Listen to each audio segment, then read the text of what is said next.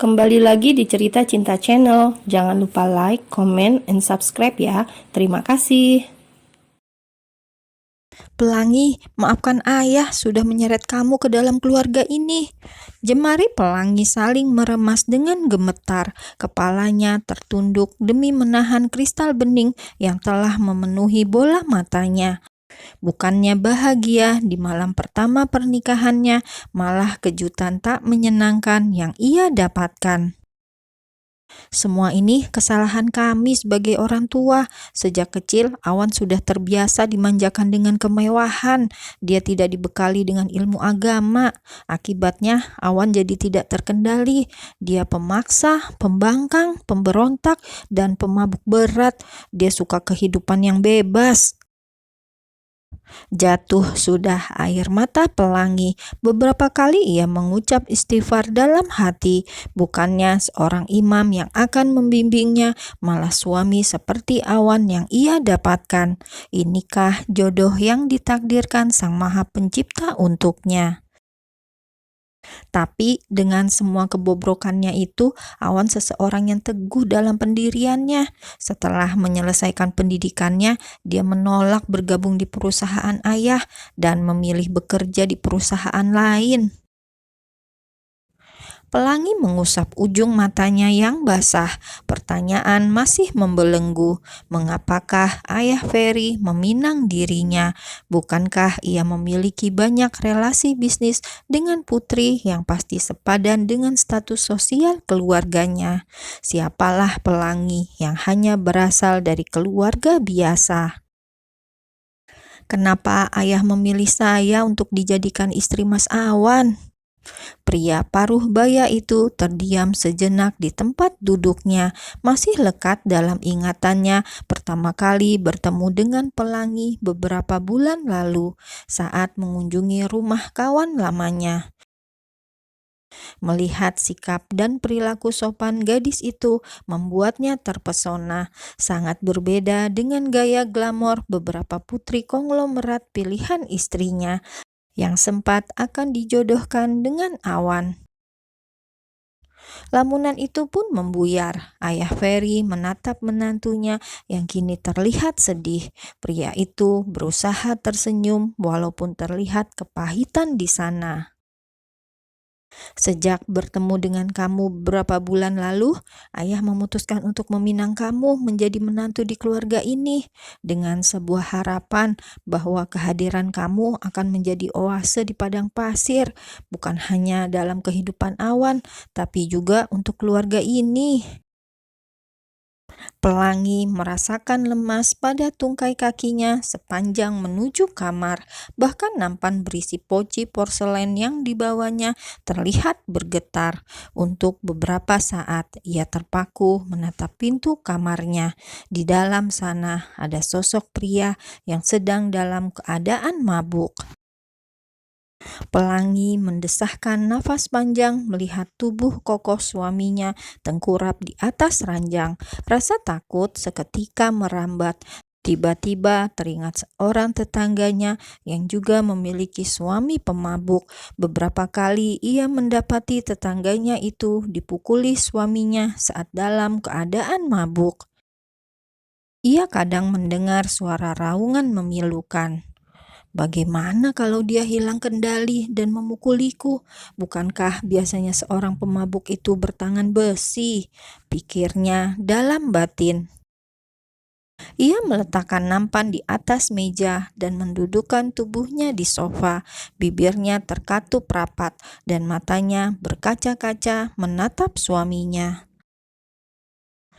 Bukankah dalam surat An-Nur ayat 26 menyebutkan bahwa perempuan keji adalah untuk laki-laki yang keji dan laki-laki yang keji untuk perempuan yang keji pula? Perempuan yang baik adalah untuk laki-laki yang baik dan laki-laki yang baik untuk perempuan yang baik pula. Dalam keadaan bimbang, ia beranjak menuju kamar mandi dan mensucikan dirinya. Allah memberikan salah satu ibadah yang dapat menjadi petunjuk saat umatnya sedang bimbang, yaitu sholat istiqoroh. Pelangi membentangkan sajadah di antara ruang kosong menghadap kiblat. Tanpa dapat dikendalikan, air mata menetes di setiap sujudnya. Perasaan Pelangi menjadi lebih damai sekarang. Ia masih duduk bersimpuh di atas sajadah dengan tasbih di tangan kanannya. Tiba-tiba ia merasakan tubuhnya ditarik paksa dan terhempas di atas ranjang empuk. Kelopak matanya seketika melebar. Gerakan awan yang cepat membuatnya tak memiliki waktu untuk bangkit. Detik itu juga pria itu merangkak di atas tubuhnya. Aroma parfum mahal dari tubuh kokoh itu bercampur dengan sisa bau alkohol yang menyeruak. Pelangi meringis kala awan mencengkram lengannya kuat-kuat. "Mas, kenapa? Lo istri gue kan? Sekarang lakuin tugas lo sebagai istri." Nafas Pelangi seperti tertahan. Dalam benaknya bertanya, inikah jodoh terbaik yang dipilihkan Tuhan untuknya? Bahkan tak ada kelembutan dalam sikap maupun tutur kata dari suaminya itu. Cairan bening mulai menggenang di sudut mata Pelangi. Awan yang masih mengungkungi tubuhnya menyeringai menyeramkan, kemudian berbisik, "Lo gak usah GR, meskipun lo gak pakai apa-apa sekalipun, gue juga gak akan tertarik dan berselera sama perempuan kayak lo." Awan menggeser posisi tubuhnya dan berbaring membelakang. Sementara Pelangi yang masih syok duduk di tepi tempat tidur, bibirnya mengatup rapat, berusaha menahan air mata agar tak sampai terlihat lemah di hadapan suaminya.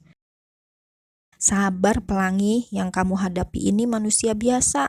Mas Awan bukan malaikat yang tidak punya kekurangan."